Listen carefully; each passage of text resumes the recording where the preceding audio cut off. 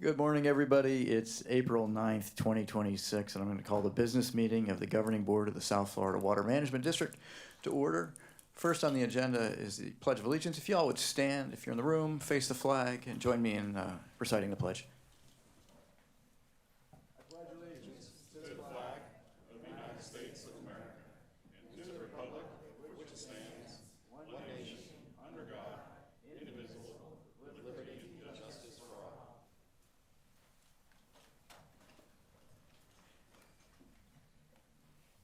Mr. Bergeron and Vice Chair Wagner are not going to be able to join us today, and on the line I have, do a quick mic check. Colonel Roman, you there? Good morning, Mr. Thanks. Chair. Mr. Martinez? Good morning, Mr. Chairman. I'm Good. on. Good morning, Mr. Spotswood? Good morning, Mr. Chairman. Good morning, and Mr. Steinley? Good morning, I'm on. Great, thanks for joining us. For those board members who are here, I'm going to ask that you make sure your microphone is on and that you please speak into the mic so online attendees can hear you. For those board members who are on Zoom, I can't see you when you raise your hand, so if you want to speak out or ask a question, please just call out your name and I'll acknowledge you to speak then. Members of the public who are on Zoom and wish to address the board can use the raise your hand feature during public comment. If members of the public are having any trouble and need help, please go to our website, sfwmd.gov, and click the Ask Us button at the top of the page, and staff will help you out. And if you're using a phone and you'd like to comment, please press star 9 to raise your hand and star 6 to mute and unmute. And as a courtesy to others who wish to speak, members of the public are asked to comment only once on a topic. We'll take public comment first from those who are here in person and submitted a comment card, and that'll be followed by those with raised hands on Zoom. Now we're going to move to employee recognitions with Mr. Bartlett.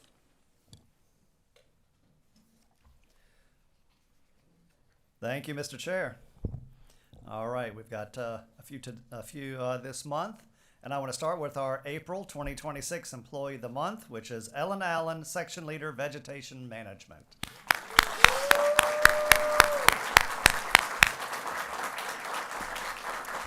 So, Ellen's been with us for 20 years, and she has been taking care of our land resources during that entire time, and really has been instrumental and part of the team and doing a lot of our successes, which is eliminating and getting Melaleuca to maintenance control and water conservation areas 2 and 3, and taking on Picayune Strand and trying to take care of that 55,000 acres with its exotics and invasives.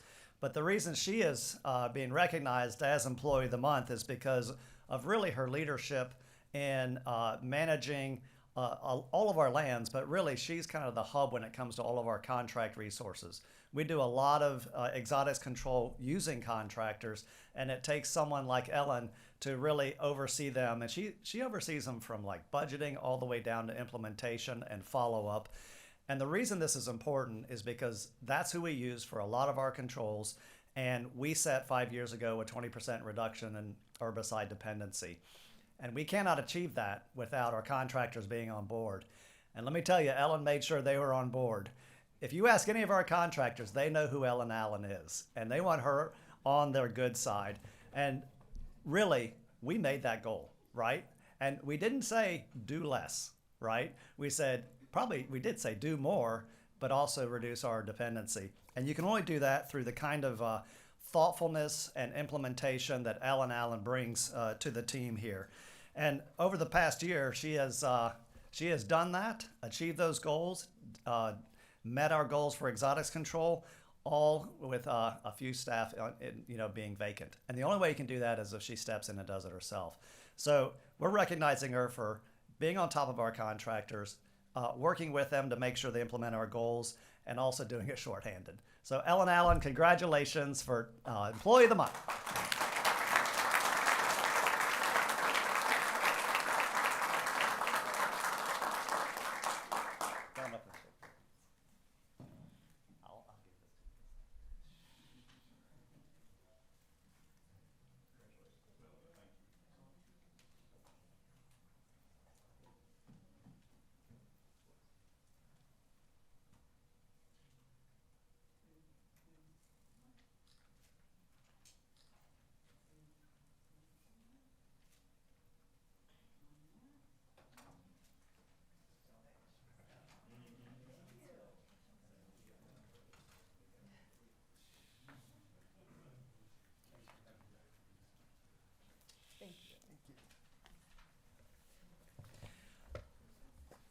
All right. Our April 2026 Team of the Month is the Migrating and Securing Our Internal Payroll Systems, Applications, and Products for Future Growth team.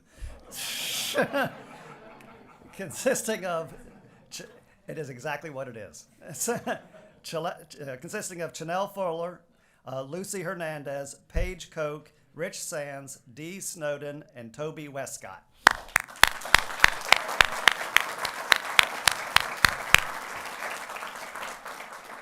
So this is about payroll, and payroll is very important to a lot of people at the district. And we had our system sort of outside of SAP, and we've always talked about SAP as kind of the centerpiece of all of our management data within the district. And so what they did is this team, which is HR and SAP and IT, all working together to move it into SAP and move it to the cloud and make it web-based. So a real innovation that must be done right, because if it's not done right, 1,500 people will know, because they won't get paid. You get it? Okay, good. So anyway, so this is a much improved system. It is online. We've run it a few times, and it does our QA checks for us. It does a lot of the stuff that we used to have to do manual. And as it does that, you can do it real time because it's in SAP. You can make the fixes real time. It's not on the back end after you export data and process it separately. And so it's a much more efficient and streamlined process. In fact, we used to run payroll and it took the staff about 2.5 days. Now we're down to 1.5 days, and it's getting better and better as we implement it further and learn. It's also on the cloud, internet-based, which means a lot more people can run it. It's not a specialized system, and so the staff is growing that can use it. And at the bottom line, we have a brand new system that's more accurate, effective, and efficient. And it's completely integrated with our books. And that was not an easy task. It took a team like this to make it happen and make it happen accurately and right. So that is why this is our Team of the Month.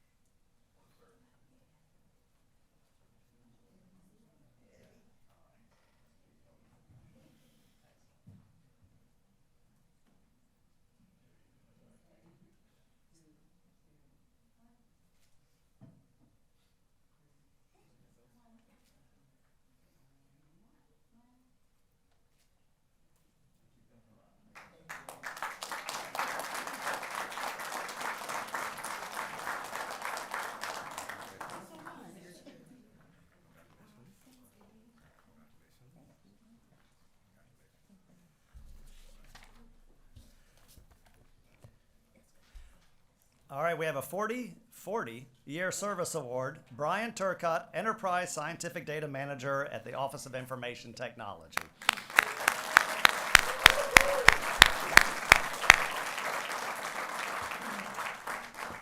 So 40 years of service, yes, absolutely. So he joined the district in 1986, and for Brian and I, that wasn't that long ago. And he came in as a water resource engineer, but quickly moved into the driving force behind our DB Hydro database, right? And if you know anything about the water management district, you know about DB Hydro, and he became our data manager for DB Hydro in 1989. And so you can think about where IT and technology and databases were in 1989, but he has shepherded that to the modern day. And it used to be on a mainframe, right? We don't say mainframe anymore. And now it's the nation's premier internet accessible water resource database.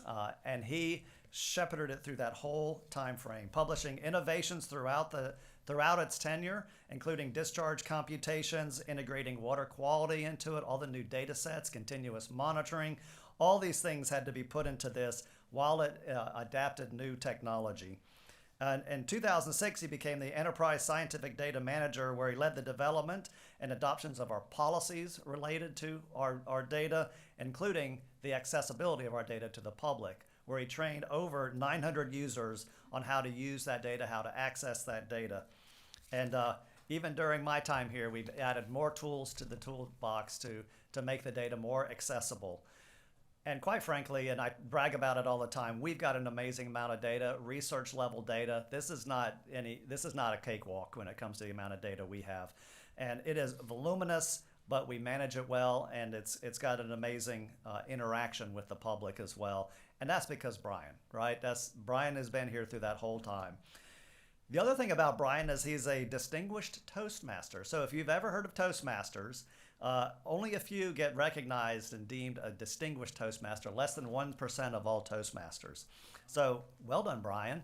And for that, I will have you do the employee recognitions next month. Anyway, thank you, Brian, for your 40 years of service to the Water Management District.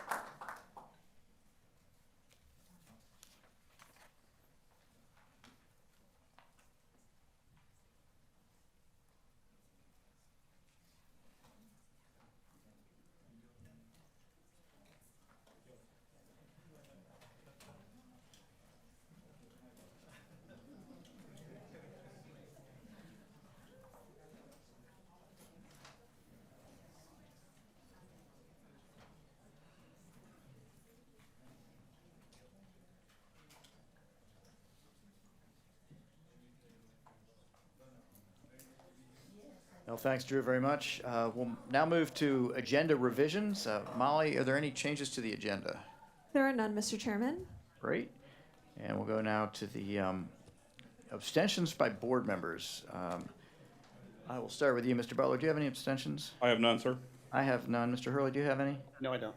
Okay, I'm going to go to the phone now. Colonel Roman, do you have any abstentions? No abstentions. Thank you. Mr. Martinez? No extensions. Thank you. Mr. Spotswood? I'll come back to you, Mr. Spotswood. Mr. Steinley? Sorry, I have none. Okay, thanks. Mr. Steinley? And I have none either. Great, thanks. Now we're going to go to audit and finance. Mr. Steinley, well, I've got you.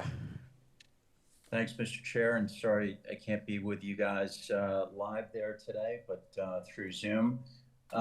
We had a Audit and Finance Committee meeting on February 12th. First component was the Treasurer's investment update. That was through the end of the year, December 31st.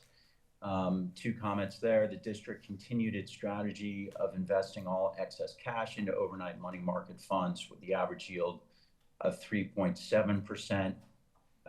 This short-term positioning maximizes returns and aligns with cash flow and capital funding needs.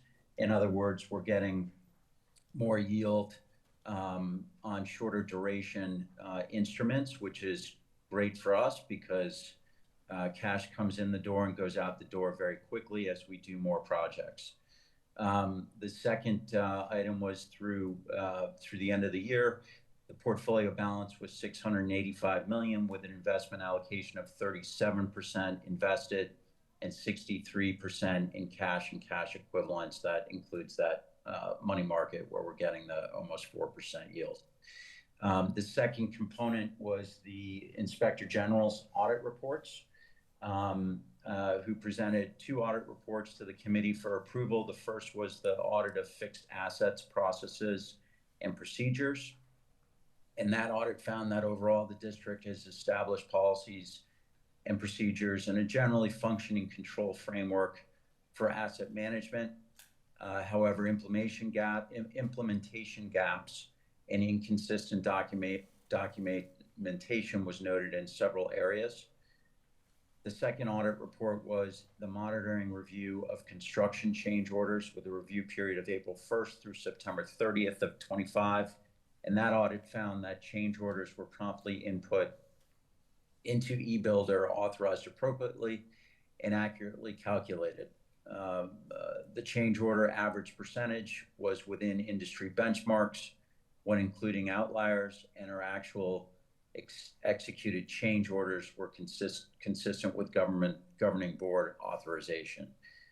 So that's important. We keep on top of those change orders. The committee wants to make sure that we are well below average, with the exception of changes that the board has approved, and that is the case. So that was it, and our next meeting is scheduled on Thursday, June 11th. Thanks, Mr. Chair. Well, thank you, Mr. Steinley. Does anyone have any comments or questions? All right, we'll move on to the approval of the minutes for the March 5th, 2026 meeting. Does anyone have any changes to those minutes? Hearing none, is there a motion? I'll move. I have a motion and a second to approve the minutes. I'm going to call that question. Mr. Butler? Yes. I'm going to vote yes. Mr. Hurley? Yes. Colonel Roman? Yes. Mr. Martinez? Yes. Mr. Spotswood?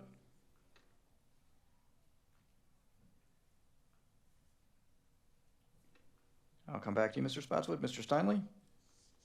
Yes. Thank you. That passes unanimously. Mr. Bartlett, with the Executive Director's report. Thank you, Mr. Chair. I have a brief update for you today.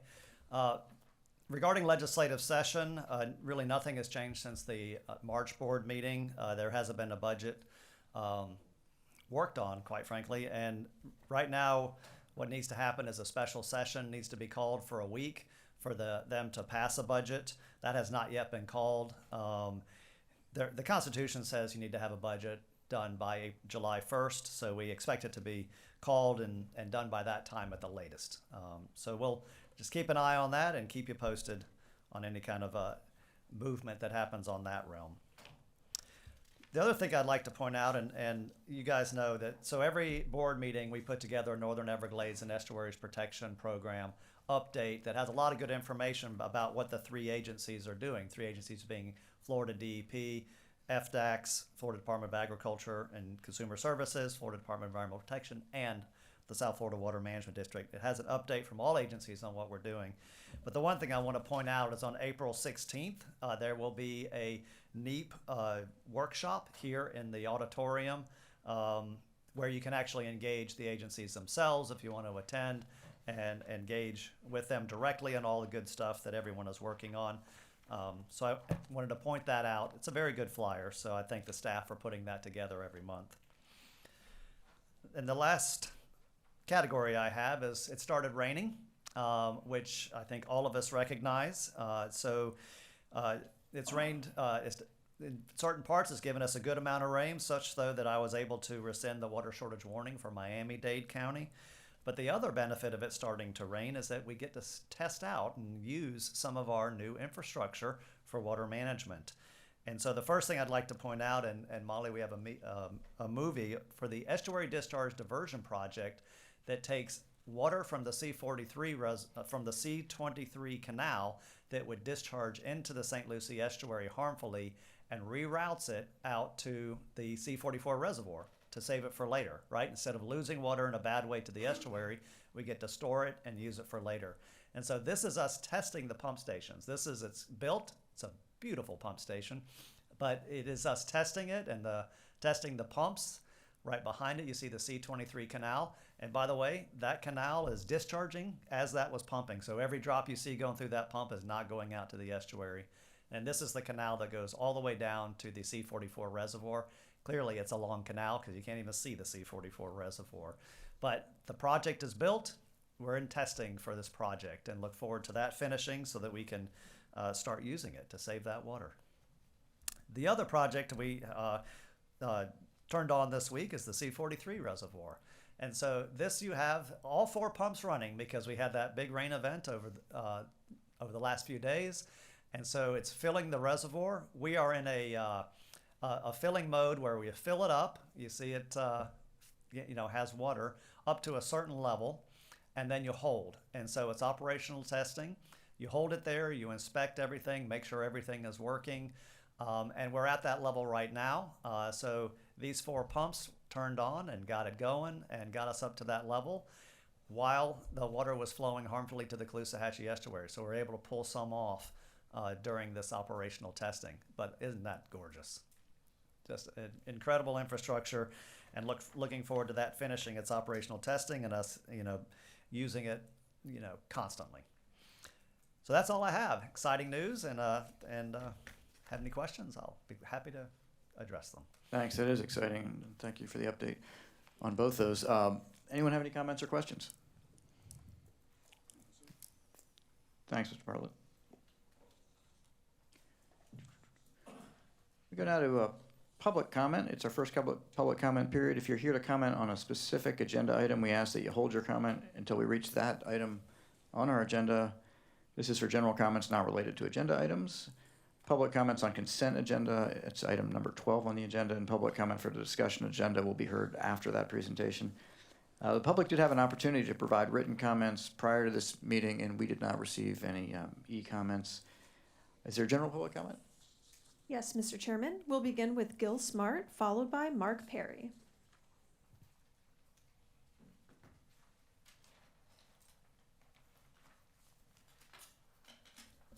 Morning, governing board members. My name is Gil Smart. I'm policy director with Friends of the Everglades, founded in 1969 by Marjorie Stoneman Douglas and headquartered in Stewart. We'd like to thank Executive Director Drew Bartlett and Assistant Executive Director John Mitnick for having members of our team in recent weeks to discuss a report that our organization has just issued titled, quote, Everglades Water Quality and Stormwater Treatment Area Performance. It shows that the state of Florida is falling far short of court-ordered pollution limits as deadlines for compliance approach. You've heard me speak about this issue repeatedly at recent meetings because it's important. The state's own data, after 3 decades after the cleanup effort began, the state's own data shows a gaping divide between recent phosphorus pollution levels and the legally mandated water quality-based effluent limit, or WQBEL, for water entering the Everglades. The QBEL mandates the average flow-weighted mean total phosphorus concentration be below 19 parts per billion in any water year for the stormwater treatment areas. Furthermore, the concentration must remain at or below 13 parts per billion in 3 of every 5 years. Despite claims of great progress, the state is on a trajectory to violate the QBEL during the water year that begins May 1st, 2026, this year. And our report documents that none of the 5 STAs are currently on a trajectory to meet the QBEL. So now what? It's not that the STAs are doing a poor job. In fact, they're working well, perhaps as well as they can work. And that's the crux of the problem right there. For if the STAs are performing at their maximum level, it simply may not be possible to remove more nutrients from the water with the STAs we have.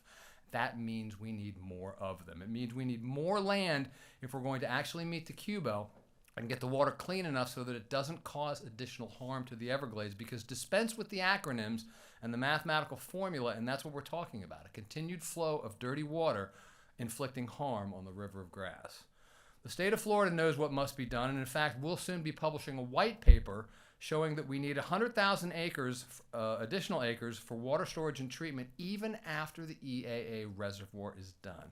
We raise this issue every month because it needs to be on the radar screen. Decision makers need to understand that if we don't have the land to get the job done, we need more land. That's a laborious process that will take years, and that's why we need to talk about it now.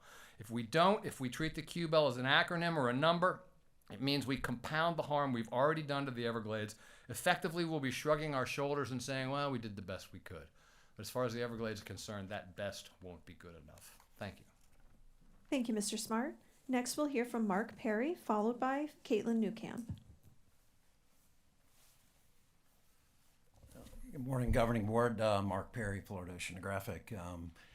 We have gotten some rain, which is good for our drought situation and things going on. But I wanted to talk about, since April is Water Conservation Month, wetland loss. We've lost an incredible amount of wetlands in Florida. It was estimated at about 20.3 million acres when Florida became a state, and we've lost about 9 million acres of wetlands in Florida. That's about 44 to 46% of loss. A lot of that is in the greater Everglades ecosystem. A lot of that is from the Kissimmee, Lake Okeechobee, and south in our greater Everglades system, about 11.5 million acres. And a lot of that is south of the lake. We've unfortunately lost about 700,000 acres as we turned that into agricultural lands, and other development along the lower East Coast and other places as we've developed the state. The district basically was formed back in 1949 as a Central and Southern Florida Flood Control District. Y'all were established then to control flooding in our state.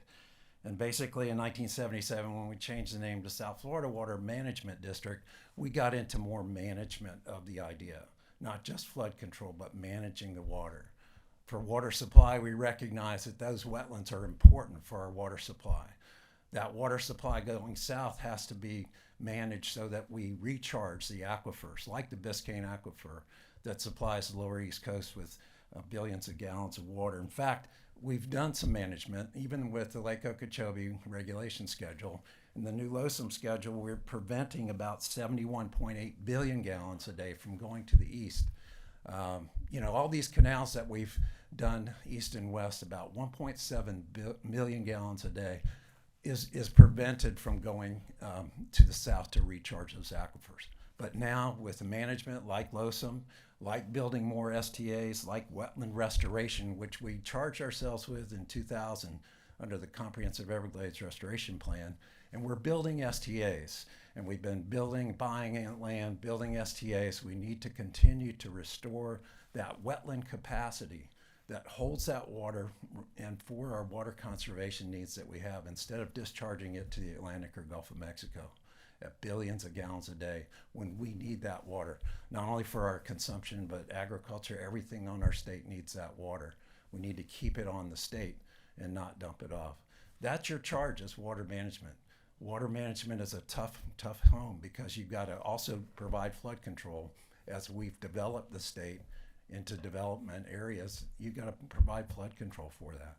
But at the same time, remember, water conservation means keeping that water on Florida, letting those wetlands absorb it, percolate down into the aquifer, recharge, and rebuild our system. Thanks. Thank you, Mr. Perry. Next, we'll hear from Ben Olson.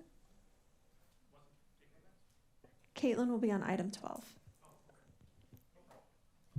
would have gotten up sooner if I knew I was coming. Sorry about that. Thank you. Good morning, Governing Board and staff.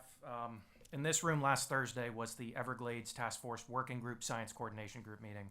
The Seminole Tribe's new Everglades Task Force member, Ms. Tina Osceola, spoke to open the meeting up. She addressed my report, WERP, the Seminole Western Everglades Housing Project. In her comments, Ms. Osceola said that my research was conspiratorial and slanderous. Governing Board, the 109 pages of research I provided to you in February is contemporaneous, and it's sourced from Department of Interior documents, Army Corps meeting minutes, water management documents, Sunbiz filings, and Seminole Tribe documents themselves, among others. Ms. Osceola said something else in her comments that was quite alarming. She stated that the Seminole Tribe is currently assessing these accusations and will respond, quote, in the appropriate manner. This stood out not only to me, but to quite a few others as a vague threat of legal action, considering that she went on to call the factual evidence slanderous. I want to make this very clear. If that was what was insinuated, I think we've established I will not be intimidated or silenced, nor will I back down. My research is factual, and what minimal conclusions I was forced to draw in the report, I only state time and again I'm willing to be wrong on, but these questions and concerns need answers and explanations. This report is research related to a federal and state-sponsored Everglades restoration project released in a public manner at a public meeting, raising very valid concerns. And if that was a threat of legal action, it's precisely what anti-SLAPP laws exist for. I know the sovereign status of the tribe makes that a tricky situation, but nonetheless, I fully believe in what I'm saying, and I'm open to hearing explanations otherwise. Rest assured, this is not going away quietly, nor will I be silenced on the topic. Still, in the interest of good faith, I choose to assume Ms. Osceola meant the appropriate manner of addressing legitimate concerns with WERP, and the recently discovered additional Seminole reservation will be answering and writing to this governing board, as Seminole Council said they would in February. Ms. Osceola, since I know this will get back to you, I will again offer for the landowners and tribal leadership to sit down and solve work together in a public manner. You spoke of the tribe being happy to sit at all tables, but the landowners have had to fight to get to the table ourselves thus far, and it has only been this governing board to acknowledge the private landowners at the water management table. For years behind closed doors, verified by meeting minutes, Seminole staffers, former and current, made demands opposite of what the tribe publicly states, and those demands led to an authorized project which would flood tens of thousands of acres of privately owned, critical endangered species habitat, included Florida panther breeding grounds. Those demands in certain circumstances have been proven to be supported by fabricated claims of a former non-tribal staffer of the Seminole tribe. It is only proper that I raise these concerns in public at public meetings, even when I'm severely limited on time for the topic. Throughout this process, myself and my neighbors have asked you to sit at the table with us, Ms. Osceola. We can achieve restoration without flooding private panther lands. We can restore along the actual natural flowways which were east of our properties, and we can rehydrate the native area without destructive closable culverts in Kissimmee Billy Pond. But we also need answers to these legitimate concerns about how this all came about. I will go ahead and speak more in the afternoon, but thank you again, staff and governing board, for letting me speak. We always appreciate that you added us to your table. I am forever grateful. Thank you. Thank you, Mr. Olson. Mr. Chairman, we have no hands raised on Zoom and no additional public comments. Great. Thank you all for your comments. Appreciate it. We'll go to board comment now, and we'll start with you. Mr. Hurley, if you have any. I guess it's more of a question. As we approach sort of the Q-Bell timetables, is there anything that we're investigating from a tech perspective that can enhance the efficacy of our existing STAs? Obviously, acquiring land and building them is extraordinarily expensive. There's a lot of great new tech out there. I was just wondering kind of what our approach is to that. Yeah, we do and research new tech and so forth. The data we have to date on our STAs is data that reflects not all the infrastructure that we're using to meet the Q-Bell. Like in the West, it didn't include the new C-139 FEB because that now is online. It didn't include the expansion to One West. And as you guys have approved, we've had some flowways offline for repairs because we're trying to optimize the STAs.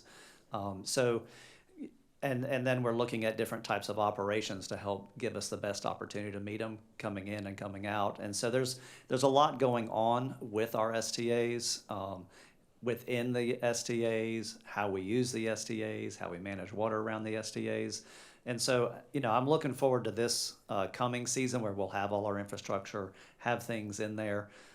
With regards to technology, yeah, we've looked at all that. There's still a lot to do with respect to making sure each cell is its optimal wetland treatment system within the STAs. Mr. Butler? Well, thank you, Mr. Chair. Real short this week. He's not here today, but I want to thank Newt for her service with Drew with Rack Rec. And how many years was Newton service facilitator of that? Gosh, ever since it was formed, what is that, like between 18 years? Something 1800? Like yeah, 1820, something like that. I wish Newton was here. You said it. But no, I wanted to say thank you to Newton and publicly. And I'll do it when he gets back. But and then thank you to Bishop for stepping up and being the new facilitator, Mr. Bishop Wright. I think he's going to do a great job. Again, that's just such an important committee, important group, and we're unique. I mean, Drew. You get heaped a lot of praise in those things because South Florida Water Management District is one of the few entities that we have that interaction with local recreators, and I commend you and staff for everything we do there. And that's all my comments this month, sir. Thanks, Mr. Butler. We'll go to Colonel Roman. Yes, thank you, Mr. Chair and Board. I have one item this morning. Last meeting, we received a report from Ms. Heater on our fixed asset program and the distribution of those assets, or rather the sale of those assets. And I asked what we could do to make that process a little more transparent to the general public. And I'm happy to report that Karen Kemp and Jill Margolius and Candy Heater got together, and we now have a link on our website that anybody can go to and check out what surplus items that the district has in this program. So a big thank you to that effort, and it'll make it much more accessible to the members of the public who are looking for specific items. So thank you for a job well done. That's all I have, Mr. Chair. Well, thank you, Colonel, and thanks for helping that to facilitate that to happen. That's wonderful. Mr. Martinez. No comments, Mr. Chair. Thank you. Thank you, Mr. Spotswood.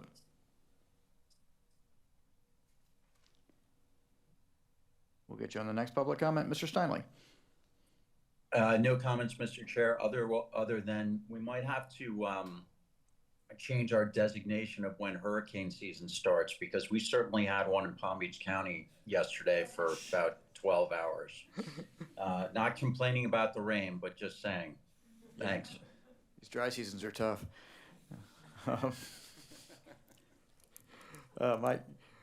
I don't have any comments. I just want to I want to thank the Division of Bond Finance who helped us refinance our bonds. I had a chance to sign those a couple of days ago, and that saves the public tens of millions of dollars, and I can't thank them enough for all their help with that.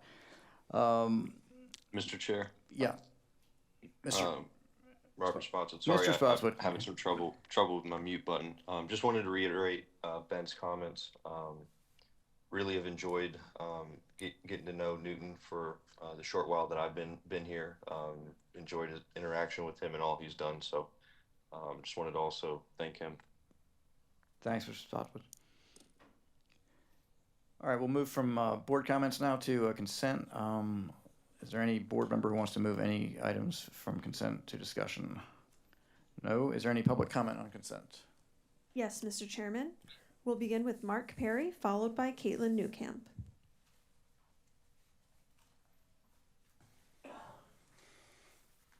Morning again, Mark Perry, Florida Oceanographic. Just on item 16, when we talk about the payment for environmental services agreement with Mudge Ranch, which in the C43 area, this is an example of that water management I was talking about earlier. We have really stepped up when we talk about dispersed water management systems, conservation easements, other things that we can use to store that water on those sites and do that. So this is a fine example within the Northern Everglades and Estuaries Protection Plan watersheds. This is a fine example of what is done. And I know that, that's the number of pounds of 265 pounds of phosphorus and 100 pounds of nitrogen prevented from, again, going out into the C43, into these estuaries from the watershed. That's really important.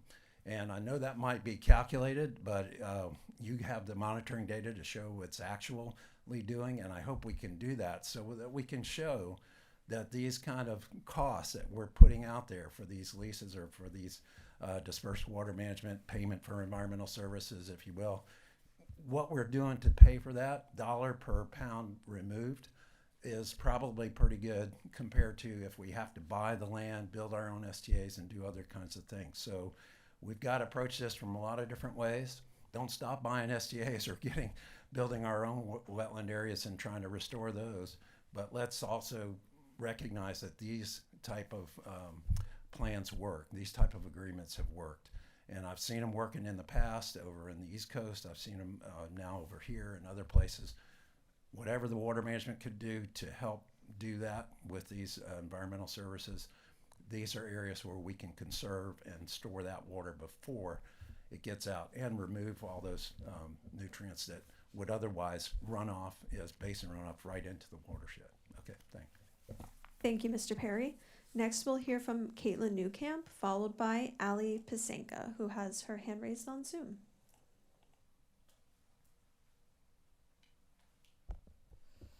Good morning, Chair and Governing Board members. Thank you for the opportunity to comment. Caitlin Newcamp with Audubon, Florida. I'm going to echo some of Mark's comments on item number 16 is where our focus is. So Audubon strongly supports this item and the continued use of payment for environmental services agreements like the Mudge Ranch project. This This is a strong example of how public-private partnerships can help the district meet its water storage and quality goals in a cost-effective and timely way. These projects demonstrate that working lands can be part of the solution. By compensating landowners for storing water and reducing nutrients, the district can expand capacity in the Northern Everglades without the time and expense of full public land acquisition or large-scale infrastructure. This flexibility is increasingly more important with intensifying demands on the system and the need to move water south while protecting estuaries like the Caloosahatchee, where the watershed has a 400,000 acre-foot storage goal deficit currently. These partnerships also bring co-benefits. In addition to storage and meaningful nutrient reduction, they support wildlife habitat, maintain rural economies, and build stronger relationships with the agricultural community. This collaboration is essential for long-term restoration success. We also think there is an opportunity for the district to do more to elevate and expand these programs. PES agreements are not always well understood by the public or even by potential participants. We encourage the district to proactively advertise these opportunities, share successes, and clearly communicate how landowners can engage. Increasing transparency around performance metrics and outcomes will also help build confidence and support for scaling these projects.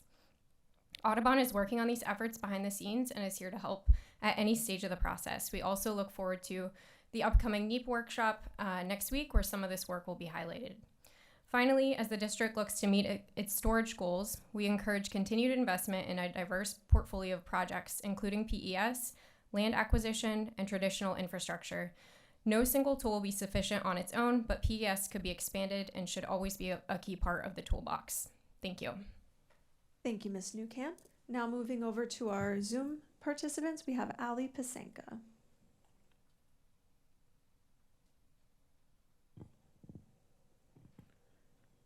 Ms. Pasenka, please unmute. Hi, good morning. Can everyone hear me okay? We hear you. Sorry, the *6 is a little tricky. Good morning, Governing Board. Good morning, everyone.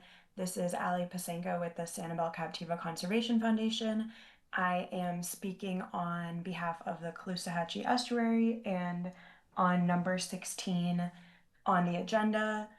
I'd like to echo Mark and Caitlin's comments that we are in very strong support of this acquisition for storage. We know we need more storage within the Caloosahatchee watershed, and we are very excited to see the potential amazing nutrient reduction that would come from this.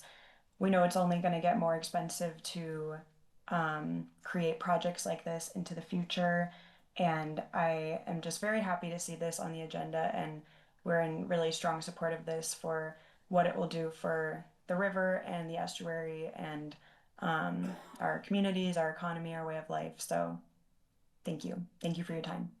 Thank you, Ms. Pasenka. Mr. Chairman, we have no additional public comment on this item. Thanks to the public for their comment. Can I have a motion and a second to approve consent? So moved. Second. I have a motion and a second. Is there further discussion on consent? If not, I'll call that question. Mr. Butler? Yes. I'm going to vote yes. Mr. Hurley? Yes. Colonel Roman? Yes. Mr. Martinez? I vote yes, Mr. Chairman. Thank you. Mr. Spotswood? Yes. Thank you. Mr. Steinley? Yes. Thanks. That passes unanimously. And we will now move to discussion, which is an update on water supply conditions and a resolution proclaiming April 2026 as Water Conservation Month with Dr. Moran and Mr. Kimberly. Good morning, Governing Board members. Yes, I'm here to provide an update on water supply conditions. The good news is we are approaching the ending of the dry season here. So usually around May 27 is when we transition to the wet season. So let's keep track of that. But so far we have been doing better than when I last presented to you. Last Governing Board meeting, I agree with you, Mr. Styling. The rainfall was intense. My commute time has been very, very longer, but I'm happier because we needed that rain. So a little bit of that rain. Here is the status of the rainfall. We still have a drier than normal dry season, but as you can see here, I don't know why it's not clicking. We have a lot of rain that fell here in our region, as you can see. especially in areas where we had some of the warnings and the concerns. So good news. The total rain is between 50 and 80% of the normal for the dry season. So it's still below the normal, but in a much better place than we were. Just in March and April, we had significant rain. This is what we can see here in blue. Unfortunately, I was going to bring this up just for you to see better, but I just need to click on top of the figure. It's not working. No, it was kind of zooming in. It's fine.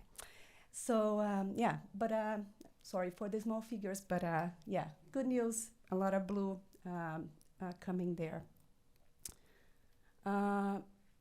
With all this rain, as expected, we also saw increasing groundwater levels. So if you remember last time, we had a lot of those points in red, meaning that we were lower than the 10% of the time, like really on the 10th percentile. We are much higher now. You can see all of those colors ranging between 25, 75, and even some locations above 90 percentile, which is great news. Our system is rebounding and the levels are good. As you remember, February 5th, when I last presented, we issued, our executive director, Drew Bartlett, issued a warning shortage order for 3 main areas: Biscayne Aquifer in Miami-Dade and Monroe counties, Lower Tamiami Aquifer in Lee and Collier, and then Indian Prairie Basin in Glades and Highland counties. On February 12th, the governing board delegated to Drew the authority to issue water shortage if we need it, if conditions worse. We went the other way around, so we had rain. And on March 30th, as Drew mentioned just now, he rescinded the water shortage warning for Biscayne Aquifer in Miami and Monroe counties, where really the conditions have been much better. Before I provide you an update on those 3 areas where we are, I just wanted to invite our meteorologist here, Todd Kimberland. He's going to give us a little overview of the forecast, what's coming towards the end of this dry season and beginning of the wet season.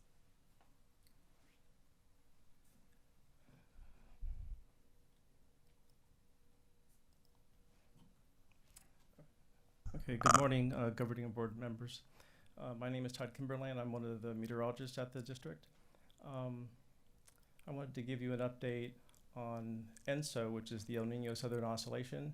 It's the primary driver of seasonal rainfall variability across the district, mainly during the dry season. But there have been some notable changes here in the past several months. We have had 2 dry seasons, 24 and 25 and 25 and 26, with La Nina conditions. Having 2 back-to-back La Ninas is, if you look at the historical record, it's not entirely common, but in the last 20 years or so, they have been more frequent, and there are some reasons for that. We don't have time today to go into that, but what I wanted you to focus on is the sea surface temperature animation. It shows the anomalies across the central and eastern equatorial Pacific during the last 3 months. And you'll notice how at the start of the loop, along the equator here, we have cool water anomalies dominating. And as the loop continues, you'll see how there's an incredible amount of warmth that begins to build over the western Pacific, where we normally have warmth. But the western Pacific warm pool is being activated, and you'll see also warm water anomalies forming off the coast of South America. Looking at some recent data, the subsurface heat over the equatorial Pacific during the month of March, it was the highest on record, and the records for this go back for quite some time, even beating 1997. And beginning in around December, we began to see a changeover from La Nina conditions to ENSO neutral conditions. If we look at the warmth that exists now at the subsurface, which is normally a good indicator for where things are going to be 2 to 3 months from now, the guidance, that along with the seasonal model guidance, indicates that we're well on our way to seeing a strong ENSO, a strong El Nino, which would feature 2 degrees Celsius water anomalies along the equator this coming dry season. And there is some chance, based on the data, that we could be looking at a super El Nino. Those have a frequency of once every 10 to 15 years, the last being 2015. So there is some chance of that. In fact, we've heard some commentators remarking that this could be the strongest in 140 years. As you know, it's been extremely dry this dry season. From the month of November until February, rainfall across the district was averaging 20th percentile. That's district-wide. And we have another month or so to go. The median start date of the wet season is the 23rd of May. So the question is, what's likely to occur from here until the end of the dry season? Well, recently, I think everyone is aware that the atmosphere has gone through a transition. Intriguingly, during this time, we've seen the ENSO-neutral conditions break down across the equatorial Pacific. And as a result, the atmosphere has responded to the changes in the ocean surface. And we have experienced about a 3 to 4 week period where the atmosphere has featured more of an El Nino-like state. In fact, since February 27th, by the time we get to Saturday morning, 85% of the days will have seen measurable total rainfall across the district. We looked back over the historical record in the last few days, and there is not a precedent for that. So it's a curious happening. I would describe it only like that, but it does go hand in hand with these changes that we've witnessed. During transitions like this, typically rainfall forecast confidence is lower. I should also remark that I think most everyone is aware that when it comes to rainfall prediction, our main strength is over the next 2 weeks, which is what we define as weather prediction. When we talk about monthly and seasonal prediction, the skill there typically is very low unless El Nino is of one sign or the other. So the question is, what sort of effects can we expect going forward? As El Nino continues to mature over the equatorial Pacific, we're going to be looking at a realignment of where tropical thunderstorms form. So instead of forming over the western Pacific warm pool, they'll migrate to the central Pacific where the warm water is.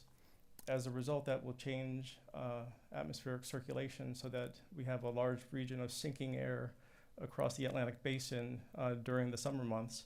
And as a result, we're expecting greatly reduced hurricane activity. We always keep in the back of our mind that it only takes one, but I think there is an increasing likelihood that we will be experiencing below normal tropical cyclone activity. There is, and what goes hand in hand with this is below normal rainfall over the tropical belt. We do see during some of the stronger events these below normal rainfall anomalies extend as far north as South Florida. So that might be something to look for early in the summer. And however, I'm not sure exactly when the changeover would occur, maybe October, maybe November, but by the time we get to the next dry season, depending on the strength of the El Nino that we're looking at, I think there are increasing odds of seeing above normal, maybe even much above normal rainfall. I took a quick look yesterday at the super El Ninos, and on average they feature rainfall twice the average for the dry season. So that might be something that is worth considering, and that's what I have this morning in terms of an update on ENSO. Todd, before you leave, if you could, Mr. Question, summertime trade winds, that kind of thing. We've had some different things happen in the last couple of years, right? When we talk El Nino, are we looking at a normal, just like thunderstorm pattern, you know, the daily sea breeze coming in, or is there any effect with El Nino on that? Typically very little, but this may not be entirely related to El Nino, but we have seen that the trades have been blowing over the tropical Atlantic, and as a result, the waters over the main development region, they've cooled. Actually, they're the coolest that they've been in some time. Whether that's entirely related to El Nino is an open question. But we like to see that because the lower water temperatures, that also goes hand in hand with the reduced tropical cyclone activity. But in terms of an effect on district rainfall, if the trades are enhanced, that would be good for the West Coast because the trade winds interact with the West Coast sea breeze and enhance rainfall there. And on the other hand, if the trades are enhanced, that would mean reduced rainfall on the East Coast. Okay. All right, thank you.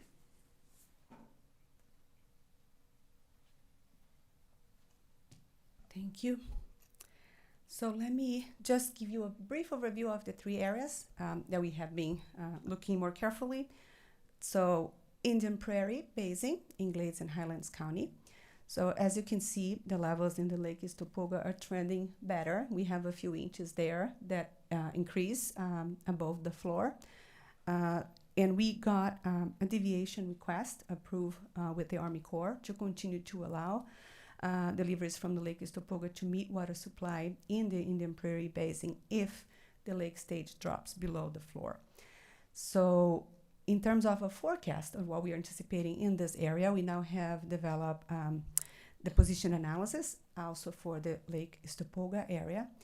You can see the deviation represented in the green shaded areas here.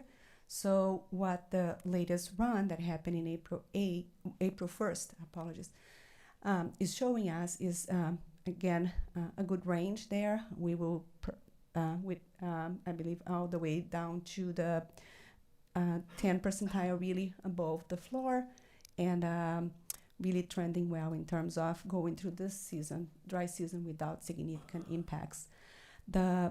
It's hard to see here. I don't think the zoom will work, but right at the area here, for the last 7 days, we have been seeing significant rain. So between when we run the forecast and the rain that we observe in the area, we are trending towards the 75 and 90 percentile.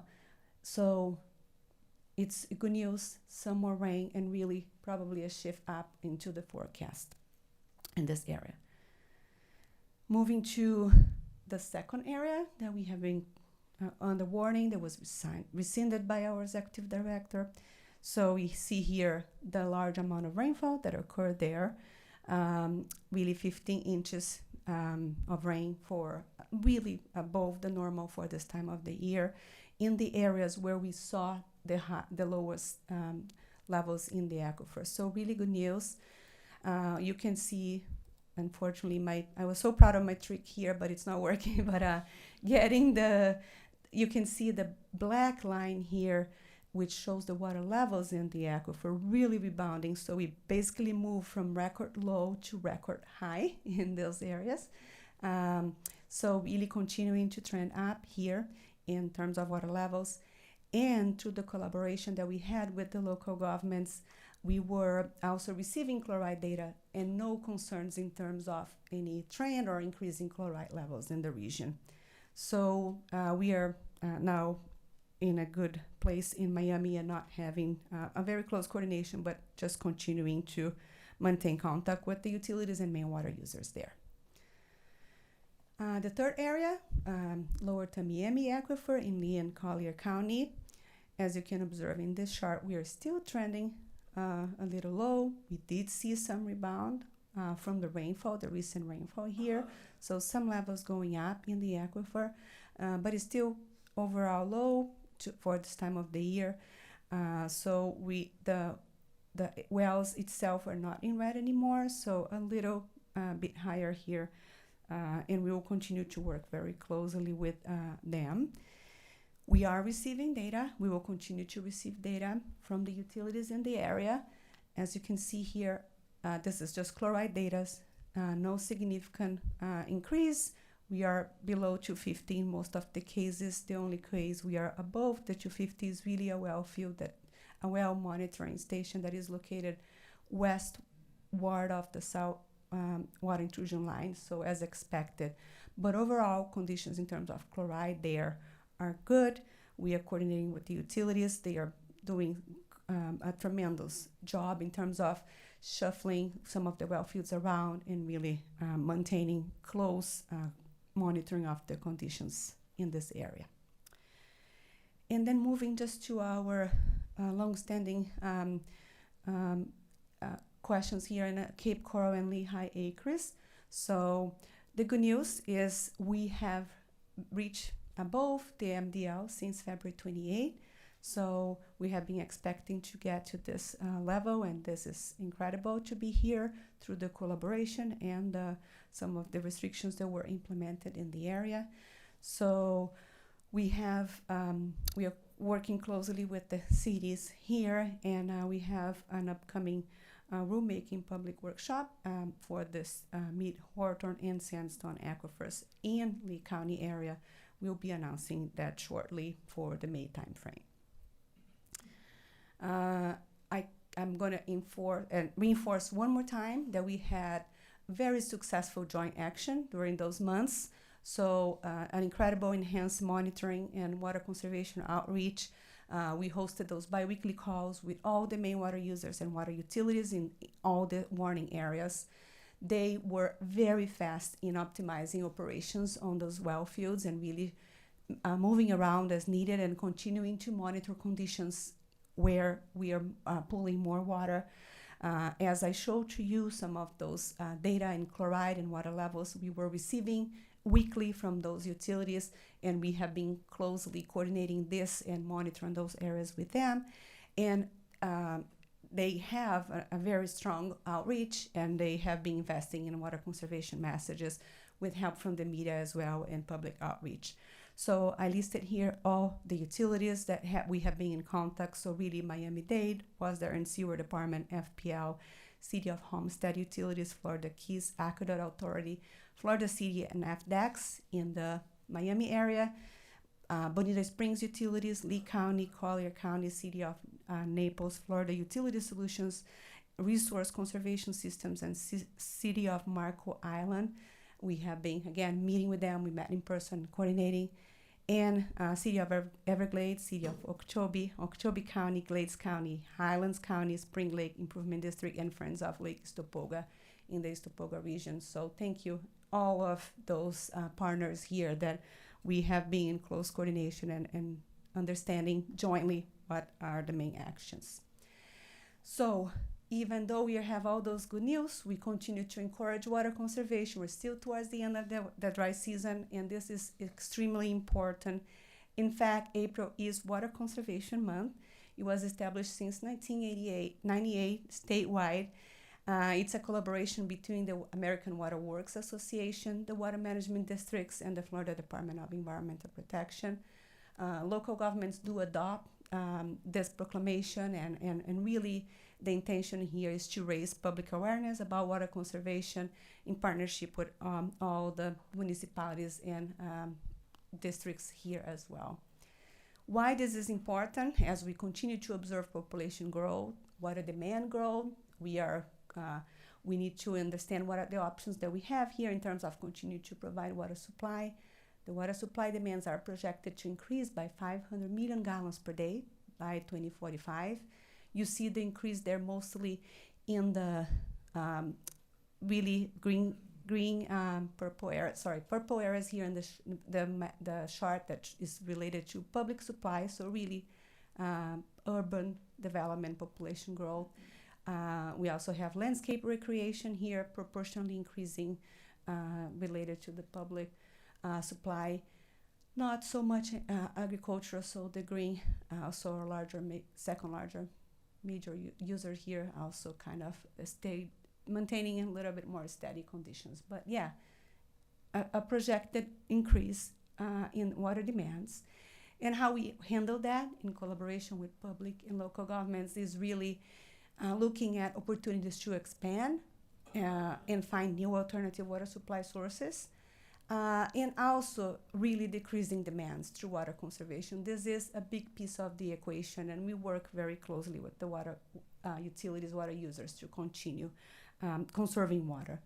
So reminder here on simple steps to save water. So outdoor water conservation, use of Florida-friendly landscaping, turning off irrigation when it rains, so automatic systems, advanced systems there. And limiting irrigation to the hours that are being recommended. in every ordinance, and repairing leaks. Leaks is a big piece as here, also not only outdoor but also indoor. So really looking at toilets, dripping faucets, replacing inefficient fixtures, and running full loads of dishes and clothes. Again, very important to keep reminding all of us on simple steps to save water. A big one has been the year-round irrigation ordinances. You can see the level of adoption here in our South Florida region has increased tremendously. This growth happened during this governing board time. So we have been investing in working with the local governments to adopt the year-round landscape irrigation ordinances.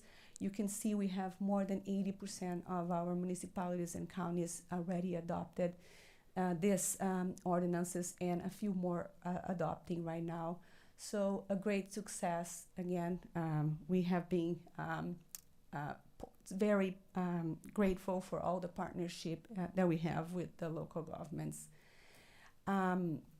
Some of the district indoors and partnership programs that we also continue to invest is really those recognition programs like LEED, Certify, Green Globes, Water Sense, Florida Water Champ, and Florida Friendly Landscaping, Florida Water Stars. Again, just enforcing ways that we can be efficient in the use of water indoor and outdoor.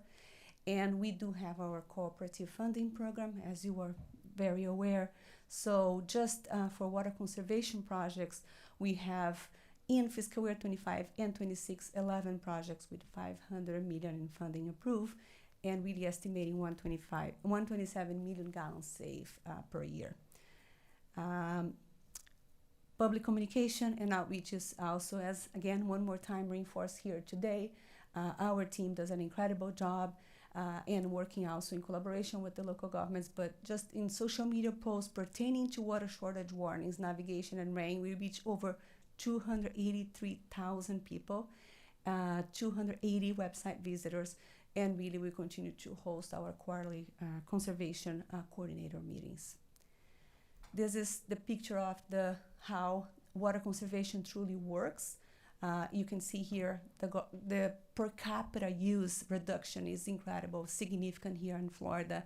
So looking at 3 periods of times here. So 26, when we adopted the restricted allocation rule, and then we went through really the largest drop in water use because of severe drought conditions and some imposed restrictions that we had here, but you can see a significant drop in per capita use.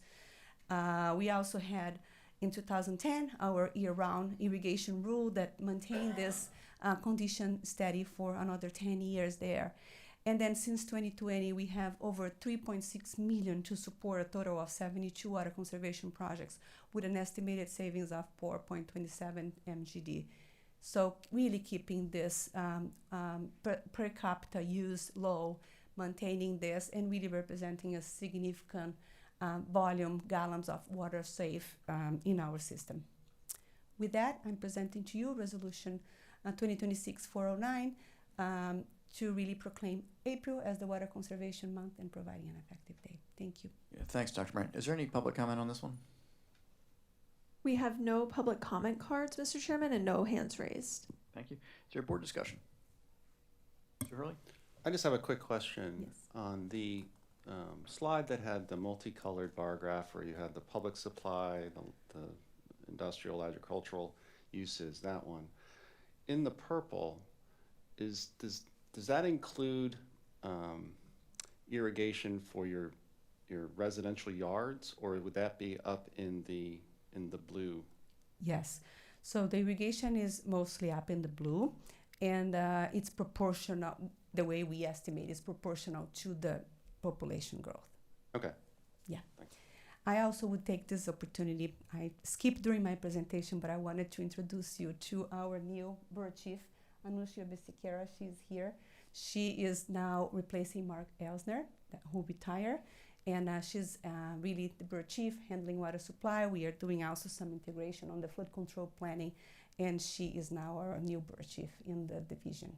So she will be able to answer all those specific questions. I'm giving the hard ones to you. Any other question? Yeah, I guess I have one just sort of a curiosity, and it's for Mr. Kimberly, and I should have gotten you earlier. Sorry to drag you back up. But I guess my question is, sort of recently we've been seeing some, what I would call odd weather, because it's not really spring-like weather. It's not cold front driven, but it's not tropical disturbance either, but it sort of feels it. So what's up with our weather right now? This is tied to the changes that we've been witnessing over the equatorial Pacific.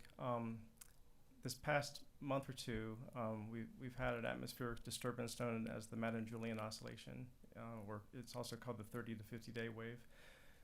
It circumnavigates the globe, and this past time when it did, it excited the subtropical jet stream. Okay. And so typically there are two jet streams during the wintertime, the northern branch and the southern branch. The southern branch has become very active, and so along with it, the storm track. And there have been multiple storms that have been marching along from the Pacific across the southern tier of the U.S. and then into our region. And this is very, very El Nino-like.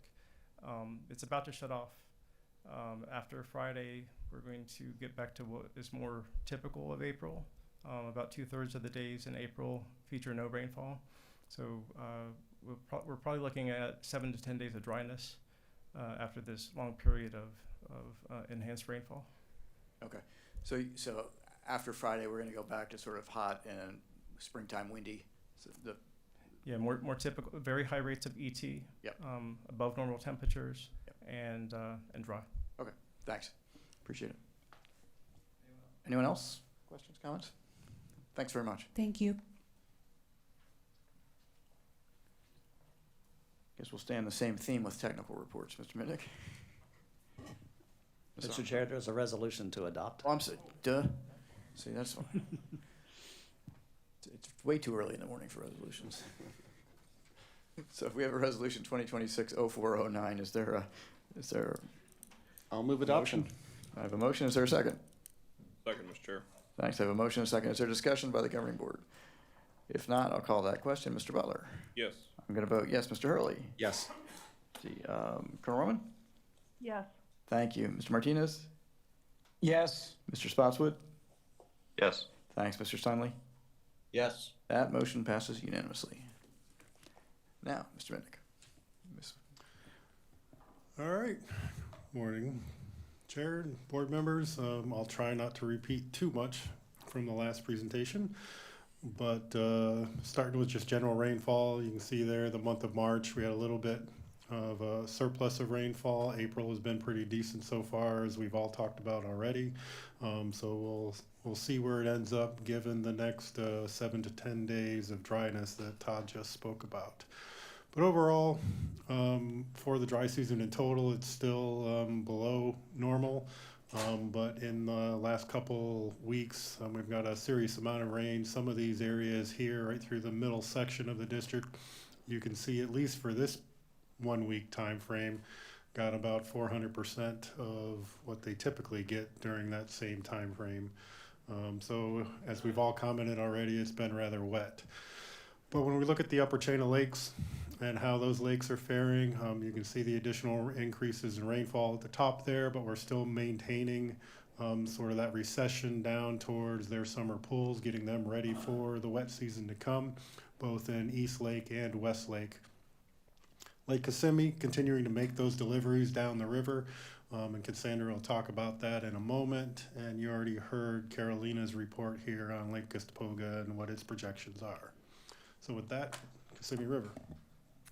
So I just want to caveat that all of my data presented today were as of the 5th of Sunday, so it's missing the most recent rains. So take that with a grain of salt. So the Kissimmee River floodplain is currently on Sunday was at 0.33 feet, which it was 1 month ago, which it was 1 year ago, which is relatively dry. And the reason for that is the flow coming through S65A has been fairly low, averaging 340 CFS over the past 7 days, which has been pretty typical since January timeframe. And that is per the increment 1 schedule. And the oxygen concentrations within the channel are well within the reasonable range for bass, so there are no concerns there. And before I move on to the lake, I wanted to bring you a new tool. So if you remember, a couple months ago, I brought you an effort that my coastal folks had done for a salinity tool. Well, this is a tool that my Lakes and Rivers folks have developed. Same endeavor with Google to look at hydroperiod within the Kissimmee River floodplain. So they have developed these maps that get generated on the daily for water depth, and then when they are composited and layered over, they can use the Google Earth Engine app to calculate hydroperiod for the river over whatever time frame you're looking for. Currently, the data is loaded from 2018 to present, and that is because that is when the restoration efforts were considered complete. So let me just do a real quick walkthrough of what that Google tool looks like. So you can pick your time frame that you want to look at. You can actually pick which is your mean and min depth if you want a specific water depth you're looking at. You can pick which phase of the restoration project that you want to look at, and then you get a nice colorful graph over here that shows you the different days of flooding. So let me do it real quick. We're going to hit that. You're going to see the graph of days for various areas over your time frame. And then the next thing you can do is you can get spot specific. You can hit this draw point. It'll put a little dot on the map, and then you will see the hydro period for that particular period is, for this one, it is 70 days. So it's a really nice tool for assessing how we're doing with restoration activity success for the Kissimmee River and trying to implement certain hydro periods for different vegetation communities. And they also built one for Lake Okeechobee as well for the littoral zone. So same process that they have. This one, the data currently goes back to 2001. They're hoping to add in additional data to bring it back to 1984.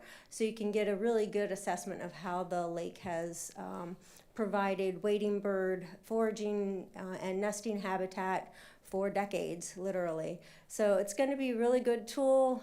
Again, I can provide you access to this if you want through your district login credentials, and so you can play around with this tool if you'd like. So looking at how water is moved around the upper portion of the system, you can see here so far this water year, and there's only about 2.5, maybe 3 weeks left in the water year to May 1st. And given the dry period that Todd was talking about over the next 7 to 10 days, these numbers probably won't change all that much for the water year.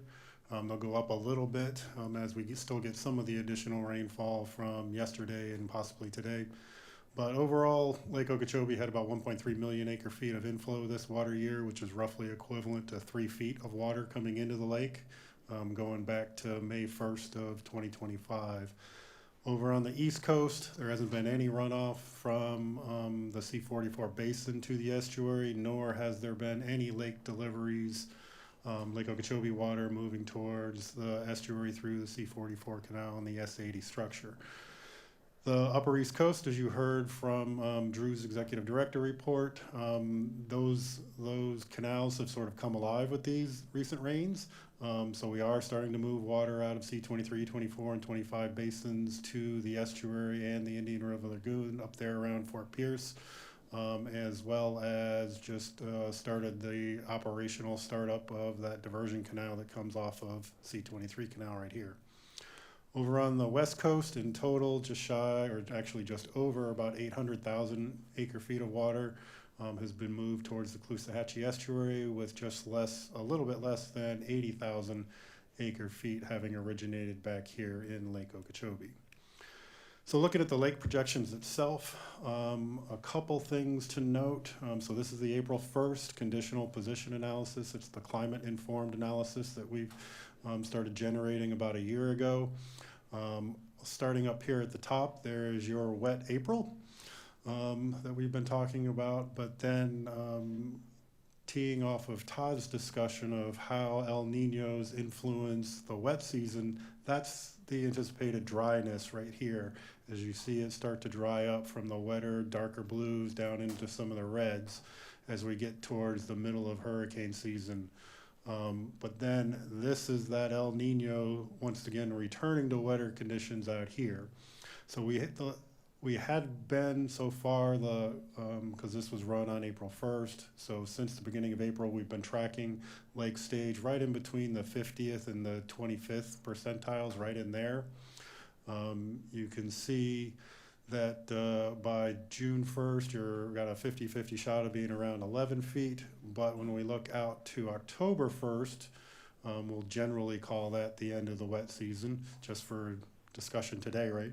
You've got about a 50-50 shot of being just over 13 feet, given this dryness, or a 25% chance of being at or above 14.5 feet come October 1st.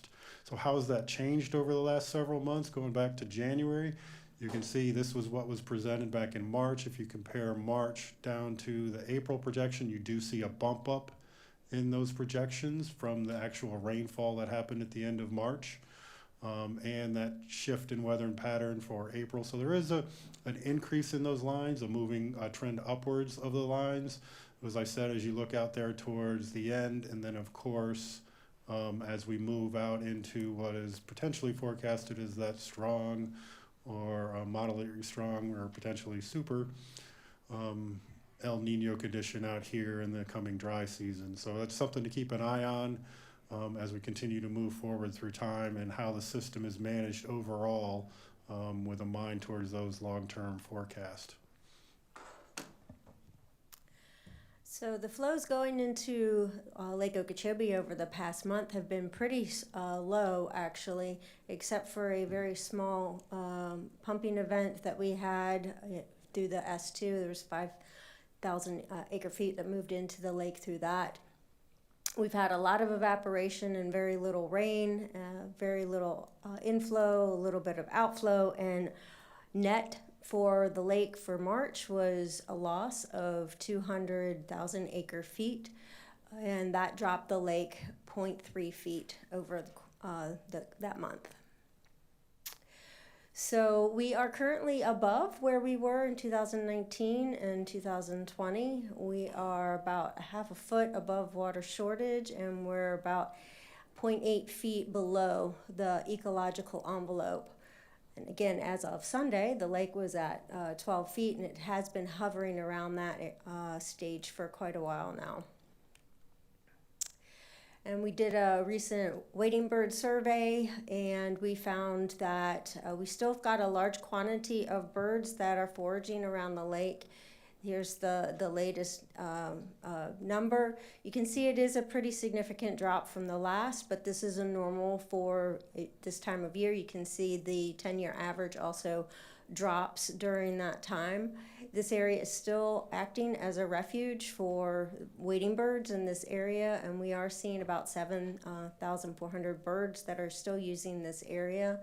The drop in the survey is most likely due to the recent rains, actually, and that the birds had opportunity to forage in other nearby areas. So we're still have a lot of birds on the lake. Water quality in the lake is looking really good. The dissolved inorganic nitrogen has increased a little bit, which is normal for this time of year, but the concentration for March compared to previous Marches is actually lower than it's been in a while. So algae is also pretty low concentration, and turbidity is just sneaking up a little bit with the recent storms that we've had. Here is the comparison of the cyano blooms over the lake over the past time. As you know, the bloom has been hovering in the south most of the winter months, but with changes in the wind recently, the concentration of the blooms have moved over to the western shore and primarily into Fish-Eating Bay. And this is for the March sampling that was done for the bloom. We had 3 locations that were actually in bloom status. Those are the red dots over here, Pulls Out, S77, and Fish Eating Bay Inn. And everything else was below the bloom concentration.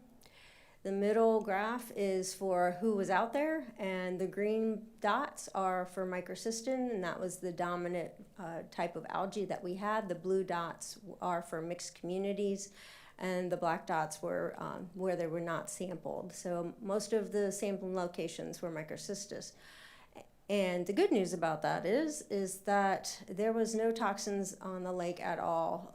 So everything was below detect, which is all of the green dots that you see. Moving over to the St. Lucie, we have had pretty low flow except for a few rain events.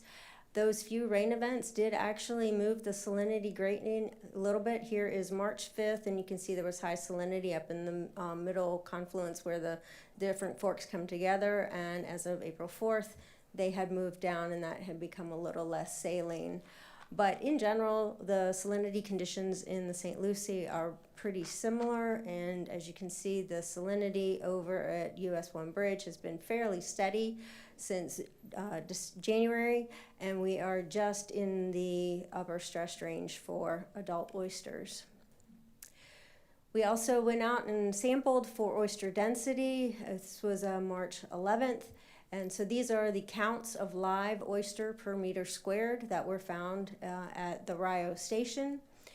The number of oysters was 464, which is a slight drop from December, but it is actually higher than it has been for the last 3 Marches. So that's a really good sign. And then moving over to the Caloosahatchee, you can see we've got flow at over 700 CFS. And a lot of that was from the basin due to most recent rainfall. Unfortunately, that did not really move the salinity gradient much. It pretty much looks the same between April and March, and that is also represented here with the lower estuary salinities. They've been pretty consistent again since January, with Cape Coral salinities being in the optimum range for adult oysters, and Shell Point and Sanibel are in the upper stress range. Regarding the MFL, we have had increased flows recently. So starting in mid-March, we were hovering right at the 457 line for the MFL, and then just recently we peaked above it. I do want to remind you that if we do drop down below 457 with the dry weather that's coming back up, this still only counts as 1 exceedance, so it's still part of the same event. We won't count that as 2 exceedances. And then salinities in the upper estuary have bounced around a little bit, but they're still pretty much where they were, and we're in the optimum range for tape grass at the Val I-75 site and S-79, and still in the damaging range for Fort Myers. So looking at how water has moved around the southern portion of the system, you can see there inflows to the conservation areas have been just a little bit more than 700,000 acre feet. With that recent rains last month, we've got about 44,000 acre feet, so that number has sort of kicked up a little bit to increase the overall inflows into the conservation areas, even though given the drier weather, and I'll talk a little bit more about the conservation areas here in the next couple slides, but over on the lower East Coast, again, 1.3 million acre feet have run off the lower East Coast this water year, and down into the park, just shy of about 600,000 acre feet has been delivered to the park, inclusive of some of that return seepage over here on the eastern side of the park.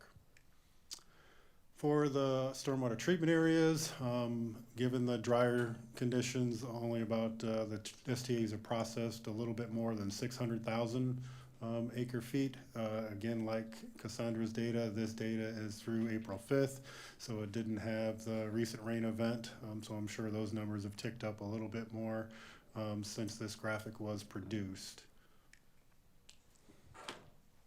And so you may have noticed that that bar on the end was pretty short, even though we're almost coming to the end of our water season. So we've got a really low total water year for the STAs, and that average, as John said, 644 acre feet. 97,400 of that came from the lake, and almost not all of it, but a lot of it went to STA 3-4, and in fact it had almost as much as all of the other STAs combined. So it also is our largest STA, so it makes sense that it received a lot more water. This bottom graph here is the flow weighted mean inflow concentrations. You can see there, they range from 159 to 81 micrograms per liter for phosphorus, but the outflow concentrations are all below 19 for STA 1 West, 1 East. You can see 2 and 3-4 is actually at 12. Of course, we have STA 5-6 where it's currently at a little over 100. We are coming to the end of the water year. These numbers are very likely to not change significantly over the next month. So 5-6 has had some dry out issues over the past several years, and we have now got the C-139 basin online to help us with that. So we are very much expecting that the performance for 5-6 for next year is going to be significantly improved. And for water depths in the STAs, we are all pretty much at or slightly above target, except for 5-6 we're slightly below target. And this is good for us going into the wet season, because we're going to avoid those dry out, reflood conditions that cause the phosphorus to spike in outflow concentration. So we're going to avoid that scenario going into the wet season. And here we have the water depths for the STAs. As was mentioned, we still have some ongoing projects. And so over here at STA 1 East, this flowway is offline for leveling, and that is why that one is a little dry. We've got some other cells that are offline or with restrictions for vegetation management activities. And then you can see over here with 5-6, we do have some dry out in these EAV cells here. And what we are doing to manage the water in those is once we get these rainwaters that are occurring right now, is the water will go into those flowways and will be held. We're not going to release them. That way we will avoid that high outflow TP concentration. We're going to manage that water. But hopefully those cells are getting rehydrated as we speak, and we will be able to move into the wet season in a good condition. Moving down to the Everglades, we are starting to see some rehydration of some areas. For Water Conservation Area 1, we're still a little dry in the north, but you can see that we've got a lot more blue in that area, so there's some rehydration. For Conservation Area 2A, we are still have that drying front in the central area, and it's still ponded at the bottom. And that is actually a good thing, because right now it is acting as a forage, a refuge for the wading birds. We've got a lot of birds in Conservation Area 2A using that drying front for foraging. 3A and 3B are still very dry. We've gotten very little rainfall in this area of the system, and so that's had a lot of repercussions for the ecology. And then moving down south, we've got good connectivity with Taylor Slough and possibly some good connectivity with Shark River Slough to help keep the park and the Everglades and the Florida Bay with salinity. And then looking at our percentiles, you can see that we have improved a little bit for Water Conservation Area 1. We're now in the 30th percentile of normal. Big Cypress is above average for the preserve for this time of year, but the water depths are still below ground surface. 3A and 3B are still below the 10th percentile as they're still very dry. And in the park, depths are well above average. So this is what it looks like site by site. Site 17 in Water Conservation Area, Site 7, excuse me, In Conservation Area 1, you can see there's been a little uptick. We're now in the green range, which is the 25th to 75th percentile. And then for Water Conservation Area 2A, Site 4, we're right at the minimum target for the dry season. And that's that drying front that I was talking about. And then at the bottom of 2A, we are still in the 90th percentile here and well above the minimum. Moving down to 3A, this is where it gets a little less fun. Site 63, we are well below the minimum target that we have set for that area, as we are as well for Site 64. We did have a little bit of a resurgence of water, but it has since come down, and we're well below the target. And of course, we have missed the targets for both the ibis and the wood stork foraging depths. And this has had some really significant ecological impacts. We are seeing about 3,000 nests currently in these areas when normally we have 47,000. We're also putting ourselves at risk for threatening the tree islands, peat oxidation, wildfires, and things like that. Hopefully with these rains, those situations have turned around, but it's very unlikely that we're going to see any successful nesting coming out of 3A this year, as the birds need the total landscape. So they're able to forage, they're able to feed and survive, but they're very unlikely to nest. And then moving down to Site 65, you can see we are right at the target range for the minimum for the dry season. And then finally moving on to Florida Bay, the water depths at the Taylor Slough Bridge have come up significantly. They're now above ground, and the water depths are above where they normally are for this time of year. Salinity in the bay is starting to level off, and we are all of the different areas are within their interquartile range, and the Western Bay is right at the hypersalinity threshold, but these are normal conditions for this time of year. All right, so looking at water levels in the conservation areas, given some of those recent rains over the last week or so, we've moved a fair amount of water into storage, and the FEBs located there and right in here. And we've begun the process of moving that water south into Conservation Area 3A and into Area 1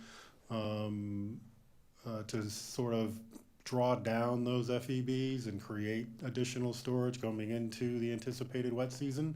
So that water is starting to move south. It doesn't show up in a lot of the graphics and presentations that you're seeing right now, because it's, just within the last couple of days that operation has increased, and S8 has been running right about there to move some of that water into the northwest portion of Area 3A. But looking at Conservation Area 1, with these heavy rainfall, you can see the jump in levels within Area 1 right up to its regulation schedule. Currently, right now, there's about just 750 cubic feet per second moving into Area 1, but nothing moving out of it. Jumping down to Area 2, you can see it had been going through a decent recession that sort of plateaued with some of this direct rainfall right here. Right now, there's probably about just a little over 600 cubic feet per second moving into Area 2, again with zero moving out of it. We are, your staff is having a conversation right now, actually, as we speak, about beginning the process of and what that would like of starting to move some of this water out of Area 2 down into Area 3, given where we are at this point in the dry season and given those longer range projections that we've talked about a little bit earlier in the meeting. So more to come there, but I would anticipate over the coming weeks you'll start to see some of this water start moving from Area 2 down into Area 3 to address some of those conditions that Cassandra was just talking about. Which takes us over here to Area 3. You can sort of see where it has been a little jump from these rainfall, but once again, it started its recession. Right now, the flow formula only calls for about 189 cubic feet per second moving out of Area 3 down into the park. But overall inflows into Area 3 are just over 1,300 cubic feet per second right now, as I said, as we move some of that water that was in storage from that local basin runoff down into Area 3. Which takes me down to the South Dade Conveyance System. You saw in Carolina's presentation the intense rainfall that occurred down there that led to the rescission of the water shortage warning. As a result of that intense rainfall, there was a fair amount of flooding in southern Miami-Dade County, which caused us to open up the S197 structure all the way at the bottom to alleviate some of those floodwaters. That, coupled with a gate sensor failure in one of the structures, but we were able to eventually get ahead of it and start bringing that water down. But they had some intense rainfalls you saw in that graphic over a very short period of time that led to widespread flooding in some of the fields down there just as they were trying to get the last winter harvest out of the ground. So it complicated their lives significantly. Mr. Butler, I can see you reaching for the mic. John, do we have pumps down there? We have that would have helped that situation? We have 2 pump stations along the South Dade Conveyance System, S199 and S200.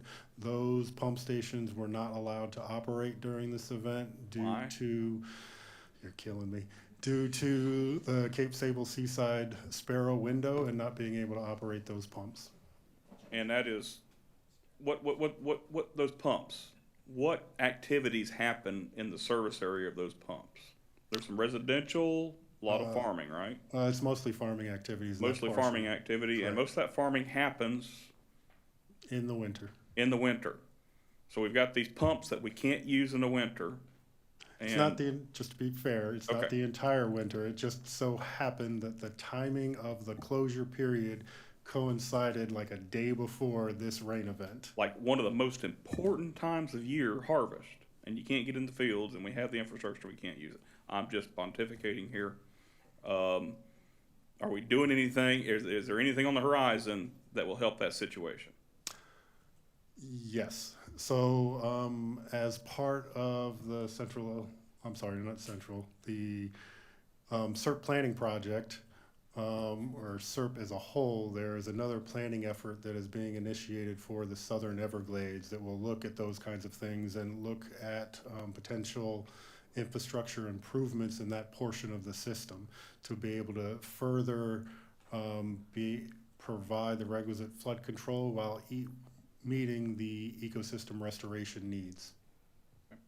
Good deal. You did a good job easing into that situation, prefacing it before I made a longer statement, so thank you. So, as I said, we had operated S197 for a period of time. That structure is now closed. And levels have come back down following that significant rain event.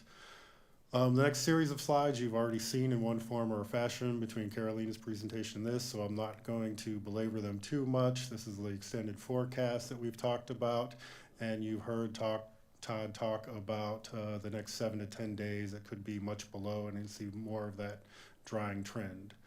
And with that, Mr. Chair, I'll turn it back to you. Well, thanks both very much. I have one question before I go to my colleagues, and that would be on, excuse me, lake vegetation management. Does this change what we would be doing? I know right now the lake's low, so we're in there taking out exotics. If the lake's going to sort of stay, if we think it's going to stay a little bit lower through November, is that going to change what we do, or are we going to be able to do more? So of all the list of different projects that Mr. Virgil has briefed you on, we'll still be able to do the veg management, the burning, and the planting. So that's still on track, even if it stays at 12. We can still do all those. The one, we're going to do the muck removal at our structures, but the one area where FWC was contracting to do muck removal out in the riparian area, that one, that would be challenging because of it would stay soggy if it stayed at this level. So that's the only one that we're tracking that could get thrown off if we don't see a lot of recession in the lake. Thanks. Anyone else? Questions, comments? No. Mr. Mr. Butler? Along those lines, the DEP projects, those 6 projects, are those still slated to go? Yes, those are on track. They're scheduled to start this summer, and they're not dependent on the lake levels. Okay, all right, thank you. Thanks. There's no further questions or comments. We'll move to the next item, which was the staff report with Ms. Heater for the monthly financial report.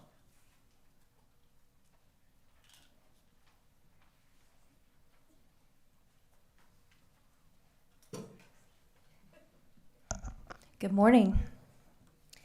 So the monthly financial report that is in the packet as well as posted on our web is through the month of February. So through the month of February, we collected $670 million in total in new revenue, and we've expended $461 million thus far. The revenue that was collected, it's $43 million more from January to February, so we collected additional $43 million. Of that, $16 million ad valorem, $21 million intergovernmental, and $5 million from investment earnings, permit fees, leases, etc. The revenue that was collected, the $670 million, it comprises of $290 million from intergovernmental, and then $335 million, or 87%, from our ad valorem collections. The 87% representing we've collected 87% of our ad valorem collections. And then the remaining $25 million from investment earnings, license, permit fees, and leases. On the expenditure side, the $461 million, $23 million has been expended thus far, or 5% within our sciences, $10 million, or 2% regulation, $405 million, or 88% Everglades and O&M, and then $23 million, or 5% for outreach and administration. We're 73% obligated. So if there's no questions on the monthly financial, I have 2 other items I'd like to kind of bring up to you all. Go ahead. Related to the refunding that you had mentioned, Mr. Chairman, there will be an additional item that will come before you. It will be a budget amendment. We need to add authority to our budget in order to process and flow through our books the refunding. So staff is currently working on that, as well as doing some testing on how to flow that through our books for the payoff and then the reissuance. So that's just an administrative thing that we have to do. The savings, as you had mentioned, is over $34 million. That the refunding ended up saving the district, and it's about $3.1 million that you will see a difference between your preliminary and your tentative budget and your debt service payment. So it'll be a $3.1 million savings. That's wonderful. And then the final item is for Tim and I. The Auditor General, State Auditor General, has sent their letter notifying us that they are going to start their operational audit, and they're supposed to be starting, I believe, next week. The period that they're going to be auditing us is October 1 of 2024 through March 31st of 2026. Again, it's an operational audit on internal controls, as well as compliance and reliability of our records and reports. So we are currently still, have our financial auditors or external auditors on site as well, and they should be wrapping up here soon, and we're hopeful to have our final financial audit to the board either next month or June. So there will be an overlap. Thanks. Appreciate it. Does anyone have any questions or comments? Thanks, Ms. Heater. Thank you.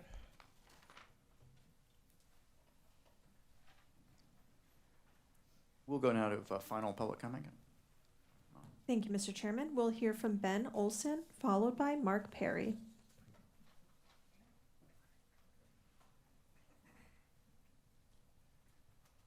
Good morning again. In her opening comments last week, Ms. Tina Osceola also said something I do wholeheartedly agree with. She said a certain level of discourse and professionalism is required in this process. Governing board members, some of you weren't involved with this a few years back, so I'd just like to take a moment to give some background. When this first started for the landowners in Region 2, we received letters in the mail just before what was to be the only landowner meeting as a checkmark for the Corps to say they engaged the public in that region. In my specific case, that letter arrived the night before the meeting was to be held.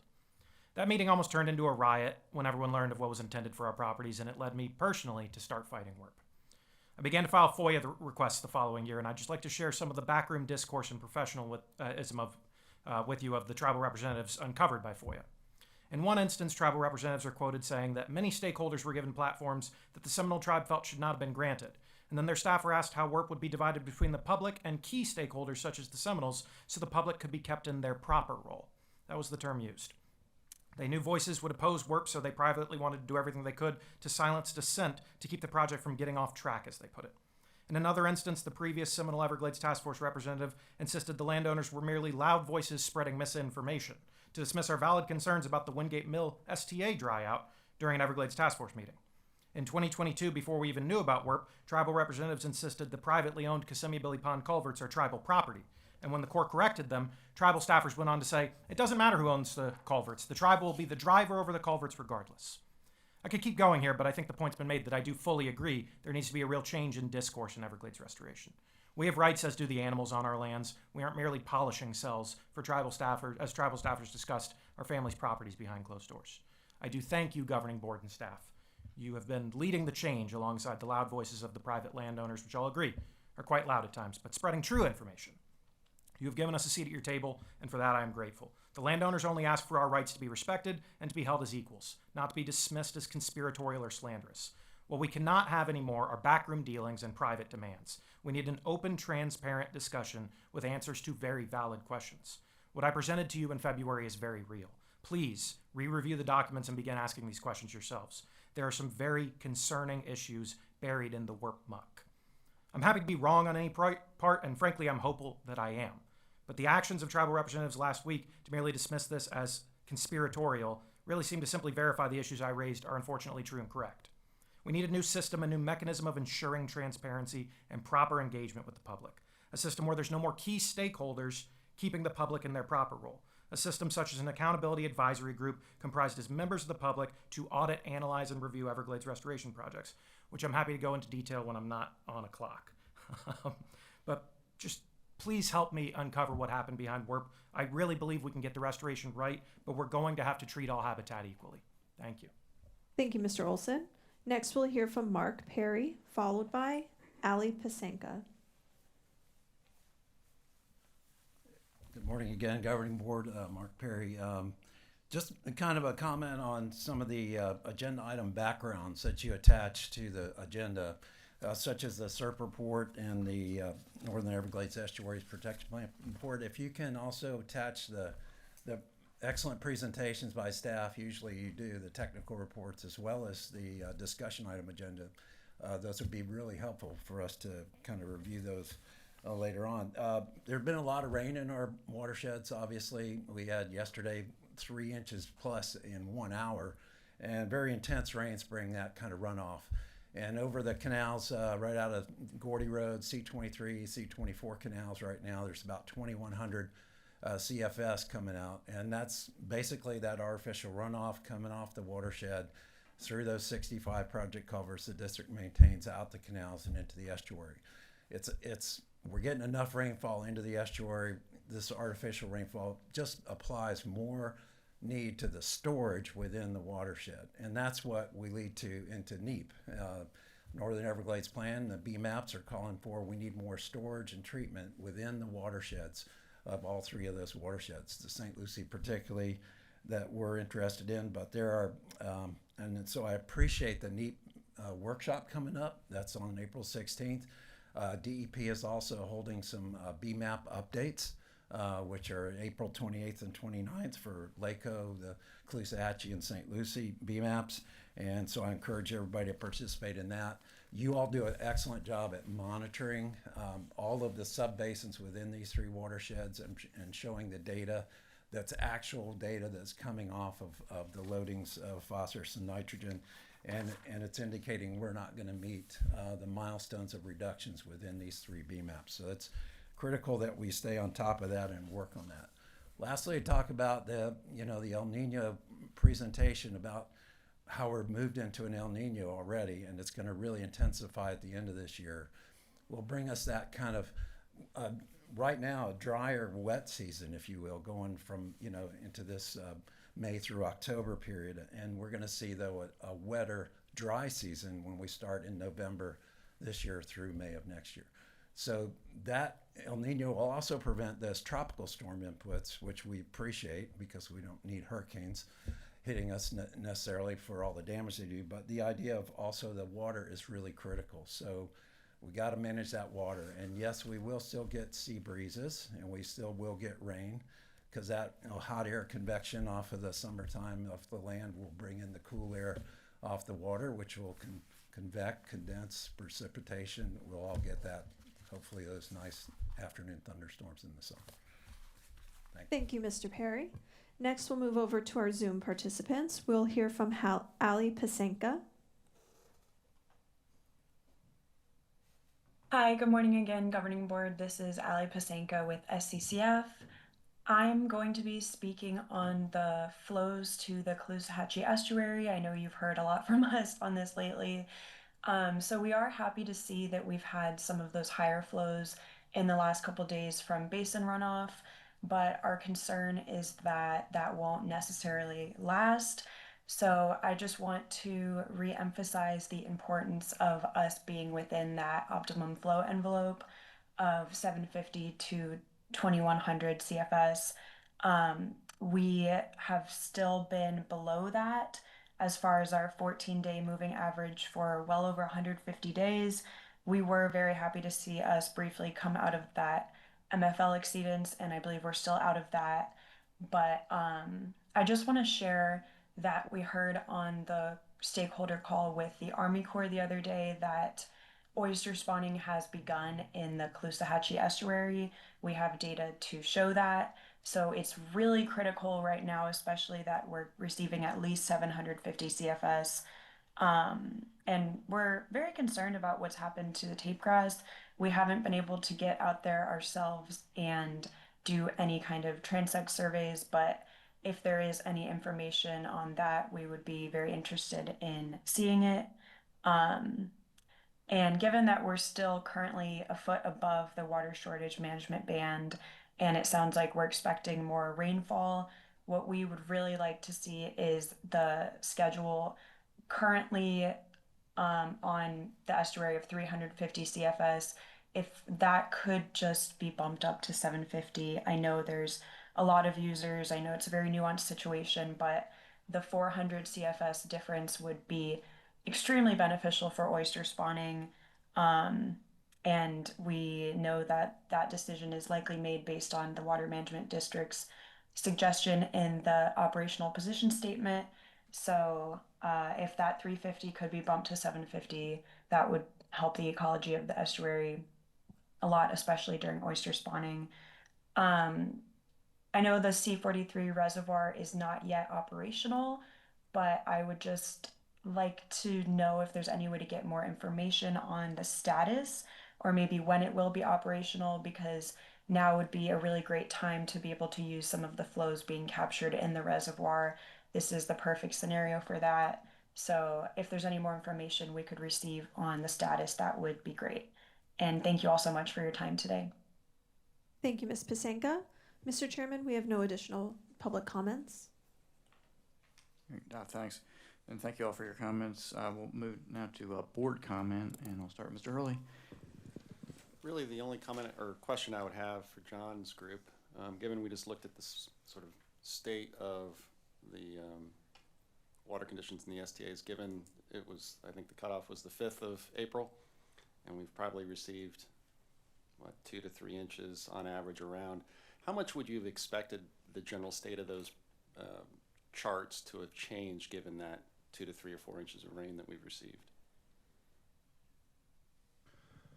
I would say overall, because those are looking at the stages within the STAs as well as the outflow concentrations. The outflow concentrations, again, are the annual concentrations, so that those numbers aren't going to change that much. We put a lot of that runoff into storage in the A1 FEB and the L8 FEB, so it wasn't direct inflows into the STA. So that water will start being processed through the STAs probably over the next 2 to 3 weeks. So as we transition from the end of this water year, the month of April, into the next water year, starting May 1st, it'll be spread across those 2 months, so the beginning and the end of the water year. So likely those numbers won't change a significant amount. Thanks. Mr. Butler? No further comment, Mr. Chair. Colonel Roman? No further comments. Mr. Martinez? No further comment, Mr. Chair. Mr. Spotswood? Nothing from me, sir. Thank you. Mr. Steinley?